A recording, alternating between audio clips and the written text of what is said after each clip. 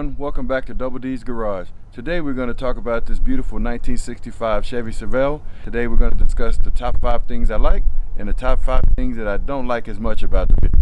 So stay tuned, let's get started.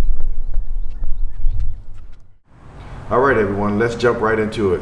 One of the things I like most about the car is the paint job. It's a very vibrant candy apple green and a Cadillac jet black with a subtle gray pinstripe line separating the two paint colors. But the pinstripe was actually painted onto the vehicle, not as a sticker.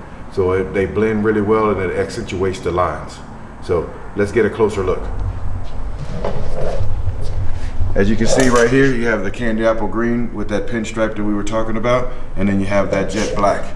It's just a very nice color combination. Alright, the second thing that we want to talk about is the wheels and the offset. On the front we have a 225/35/18 American racing wheel, and then on the back we have a 255/35/20. Let's take a closer look. On that rear wheel there is a little bit more than a 1-inch fender flare that allows those 20s to sit up in the wheel well when the car is lowered to the ground. Alrighty, so let's go into the third thing that I like most about the car. It's the drivetrain and the fuel injection.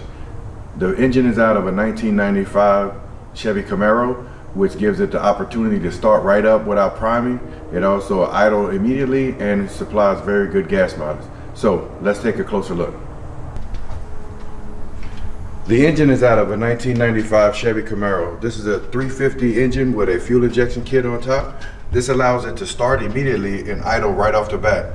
It also provides better gas mileage and smooth acceleration. So next we'll talk about number 4 and 5. Number 4 would be the stereo system, number 5 will be the air ride system. I'm going to do those in tandem since they're both seemingly in the same location. Now you do see on the stereo we had to get that illumination to be the candy apple green just like the exterior of the car. So let's take a closer look. Back here we have 2 Rockford Fosgate 12-inch subs powered by 2 Rockford Fosgate Prime 400 amps. It puts out a lot of power and a lot of good sound, and you can hear the bass from afar away. Also in the trunk is the AccuAir air ride system. You can see we have 4 airbags around the exterior of the car to give the car the proper stance when you need it. So there's a lot to like about the car, so it's very hard to narrow it down to 5 for the video's sake, but also the same as a lot to dislike about the car. And I'm not really being too nitpicky, it's just some things that I was talking about for safety and some concerns. So here we'll talk about first the gas tank. We had to, when the car was built, they had to lift the gas tank up into the trunk bed about 4 inches to be able to keep clearance off of the street when you let the air ride system down, which then made the gas tank neck stick out and protrude in the trunk. And so, you know, it's a sealed gas tank, and then you have fumes that go with electronics in the back. So I just worry every now and then that, you know, maybe there's some fumes leak out, but haven't had any issues just yet, but it's always something to consider. Then also with the air ride system, AccuAir closed down during the pandemic in 2020. A lot harder to get some subject matter expertise from them, and it could become increasingly harder to find parts if anything is to ever happen with the air ride system. So those are just a couple of concerns that I have, which would be my number 1 and 2 on the things that I may dislike very much about the car. Alrighty, so let's talk about number 3, 4, and 5. They're all kind of intertwined together, and it's basically because, like I said, the drivetrain is out of a 1995 Chevy Camaro. So let's take a closer look and I'll show you what I mean.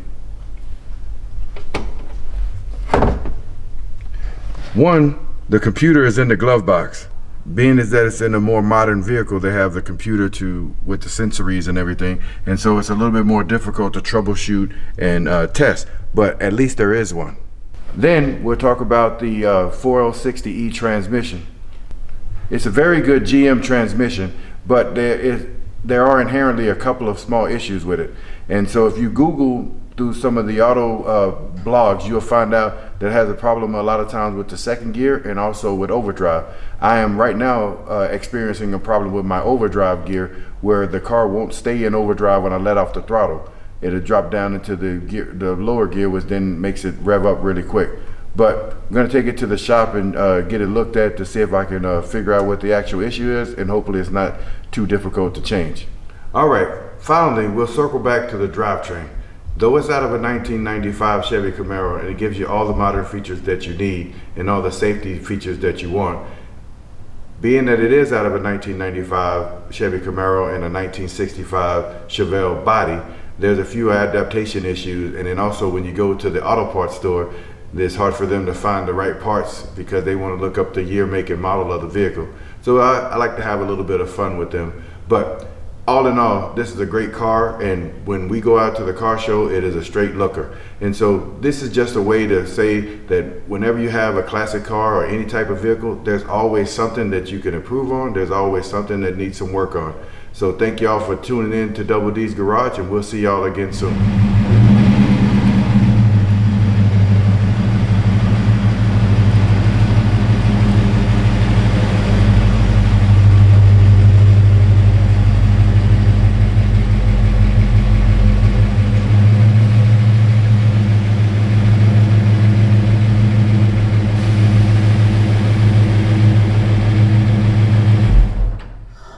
Hey, thank you everyone for tuning in to this episode of Dbl-D's Garage. And we're looking forward to making more videos soon, talking about cars and how fun they are.